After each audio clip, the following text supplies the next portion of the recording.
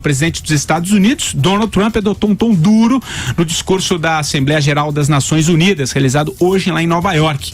Ele afirmou que o país não terá outra escolha que não destruir totalmente a Coreia do Norte, caso sejam obrigados a defender a si e a outros aliados da ameaça nuclear representada pelo regime de Kim Jong-un. Além disso, condenou as nações que apoiam o regime norte-coreano com fornecimento financeiro ou de armas, num pedido para que a comunidade internacional se una para isolá-lo. A ameaça contra a Coreia do Norte provocou murmúrios na plateia, onde reunia aí, muitos líderes mundiais. Mas quem traz mais informações, dá uma contextualizada no que aconteceu lá hoje em Nova York, é o nosso correspondente Caio Blinder. Alô, Caio! Olha aí, pessoal do 3 em 1.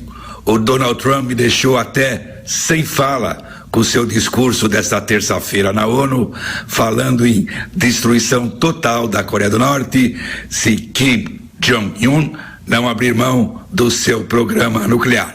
If it is forced to defend itself or its allies, we will have no choice but to totally destroy North Korea. Minha pergunta para os meus queridos Rocketman e para minha querida Rocket Woman, Vera, de quem vocês têm mais medo?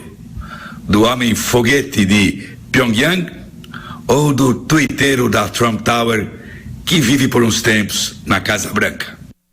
Vera, tô com um pouco de medo dessa voz gutural do Caio Blinder também, vou dizer, não sei, tem 3 opções aí, brincadeira, Caio.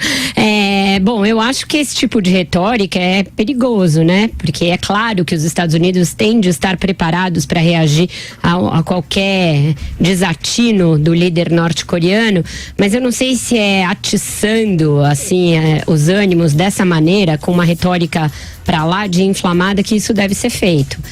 É claro que os Estados Unidos têm poderio nuclear bélico para destruir a Coreia do Norte, mas o risco é isso levar de cambulhada o resto do mundo, ou pelo menos um pedaço grande do mundo, se o maluco lá da Coreia do Norte resolver responder à altura, né? Se virar uma guerra para ver quem tem a retórica mais inflamada, o risco é virar realmente um conflito armado, um conflito nuclear, porque a gente já viu que a Coreia do Norte tem artefatos para se lançar numa aventura dessa, e tem um maluco lá à frente do seu regime para fazer isso.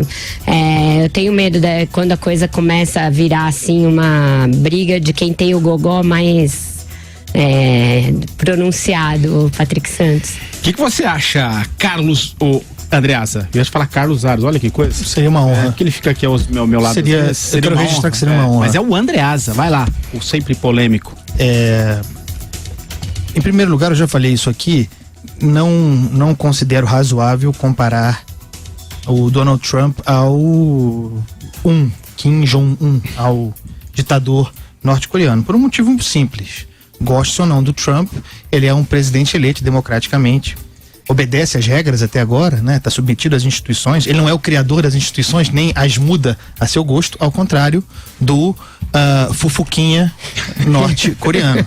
Essa é uma distinção muito importante, porque se a gente não a fizer, o debate fica anulado, a meu ver, tá? Não dá para nem de brincadeira, num assunto sério, fazer essa comparação. Não tem nenhuma base de comparação. Um é ditador, o outro é um presidente, mas ele é autoritário, Trump, isso aqui não importa para essa discussão, ele está submetido às regras democráticas do seu país, isso é uma coisa. A outra é o seguinte, é preciso separar discurso da realidade, né, da diplomacia.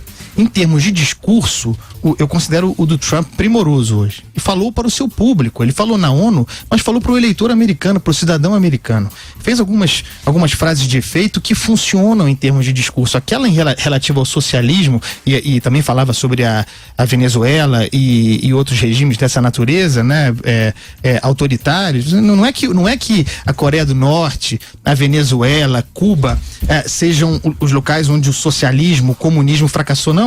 É onde eles funcionaram, onde eles foram aplicados corretamente. Muito importante esse tipo de distinção, e causa um choque que seja na ONU. Então, o discurso de efeito forte, até arrancou risas da plateia em alguns momentos. O embaixador representante da Coreia do Norte foi embora. Ele não era nem pra estar lá. né? A ONU tinha que ser mais dura com regimes como o norte-coreano. A ONU, aliás, o Trump falou, a ONU que é financiada pelos Estados Unidos em grande parte. O Trump até falou, tô pensando em tirar o dinheiro aqui desse troço, diminuir o dinheiro que a gente bota aqui, porque não tá adiantando em nada, vou botar em outras coisas. Isso é o discurso. Do ponto de vista prático, a Coreia do Norte pode soltar os mísseis lá, fazer testes, não vai avançar para além disso, tampouco os Estados Unidos vai. Essa solução só pode ser mediada pela China. A China, e o Trump cobrou indiretamente isso, a China precisa entrar na jogada, precisa regular esse negócio, a China que sustenta aquilo ali, o recado é indireto a ela, a China precisa botar o freio na Coreia do Norte. E isso vai acontecer cedo ou tarde. O que você acha, Marcelo Madureira? Você acompanhou o discurso e já pegando aqui carona no que disseram o Andreas e a Vera. Vai lá. Eu acho que a Coreia do Norte, quer dizer, o ditador da Coreia do Norte, ele não fala pelo povo da Coreia do Norte, né? Eu estive lá, como já falei, como já disse aqui, já confessei aqui aos amigos da Jovem Pan, passei lá uns 15 dias na Coreia do Norte, mas o Kim Jong-un, ele fala em nome da ditadura dele, né? Do regime opressivo que ele comanda lá, né? Com mão de ferro, e é a única forma que ele tem de se manter no poder. Como o Andreasa mostrou muito bem, ali é um jogo de xadrez, né, em que a China tem um papel fundamental, porque a China, ela sustenta, na verdade, a Coreia do Norte, só é viável, minimamente viável, porque eu digo minimamente viável, porque é um país em que você não tem sequer luz para iluminar as cidades à noite, né, você não tem como aquecer a população durante o inverno lá, que é rigorosíssimo, você não tem comida, né, para dar à população. Lá para você comer direito, você tem que estar no exército. Aliás, o serviço militar lá dura 5 anos, ou 5 a 6 anos, se não me engano. É quando você consegue comer direito, porque senão você não come direito. É um regime de enorme opressão, submete o país a uma lavagem cerebral e é mantido pela China, e eu fico até em dúvida até quando que a China se interessa em manter esse tipo de regime na Coreia do Norte. Talvez por isso, né, o Kim Jong-un esteja, digamos, fazendo essa política de botar as manguinhas de fora. Eu acho que ele não faz só pressão contra os Estados Unidos, contra o mundo ocidental. Ele faz pressão também contra a própria China, né? Na medida em que ele causa um desequilíbrio, ele causa uma perturbação ali naquela região, e que ele quer dizer exatamente que ele é uma ameaça tanto para os Estados Unidos, o Japão, mas para a China também, né? Uma ogiva nuclear que atinge o Japão pode atingir perfeitamente a China. A China faz fronteira com a Coreia do Norte. Então, o que eu acho, que o Donald Trump, o que eu discordo, André, é o seguinte: numa circunstância dessa, eu acho que não cabe você jogar pra galera, não cabe um discurso, digamos assim, eleitoreiro, não é nem o caso, né? As eleições já passaram. Como um líder mundial, o Trump tinha a responsabilidade de tentar, eu também não sei como, sinceramente, francamente não sei como, mas tentar dar uma solução que não fosse belicosa. Esse tipo de declaração, na minha opinião, só aumenta a tensão na região.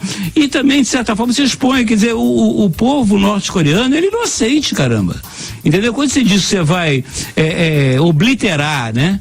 Rip off, né? No caso, a Coreia do Norte, né? Destruir a Coreia do Norte, você vai destruir o povo norte-coreano, que para mim, no frigir dos ovos, não tem nada a ver com isso.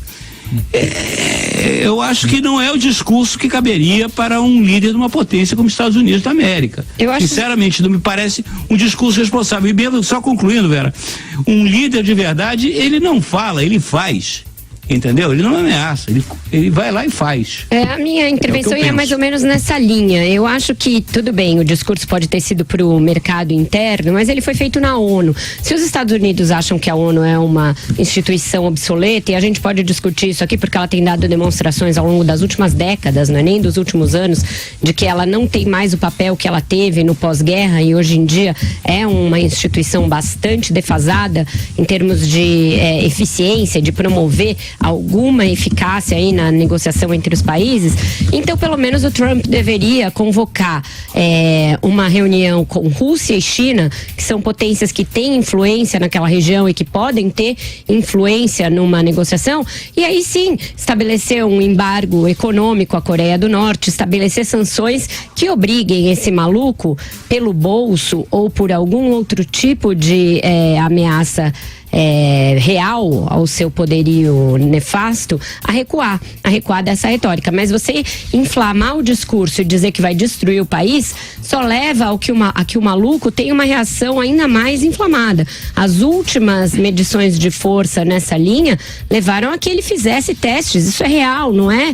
Ele já saiu do campo da retórica, ele já está fazendo testes de mísseis em direção ao Japão, e ele tem poderio para embarcar uma ogiva num desses mísseis. Então, a gente já não está mais falando de um discurso no gogó para o seu público interno. A gente está falando de coisas com consequências bastante concretas para o mundo. Eu acho que o Trump deveria, como líder da principal potência do mundo, e aí eu concordo com o Andreasa, que é comparar alhos com bugalhos, comparar Donald Trump e o Kim Jong-un lá, ele deveria convocar os seus pares da Rússia e da China para uma reunião em que se encostasse o maluco na parede.